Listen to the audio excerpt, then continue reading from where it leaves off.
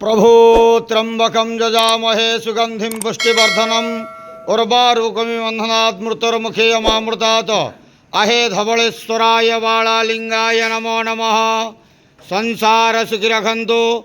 आज पवित्र धर्मर मास कार्तिक मासर प्रथम सोमवार रे समस्त श्रद्धालु भक्त मानक आश्रीपद करंतु, मनस्कामना पूर्ण करंतु, कर्म क्षेत्रोन्नति करंतु, ग्रहरिष्ट खंडन करंतु, जगतर मंगल करंतु, विश्वर कल्याण करंतु, आपणकर नाम विख्यात करंतु, सेवकर डाक श्रवण करंतु, समस्त गुआवसा भक्त मानकर मनस्कामना पूर्ण करंतु।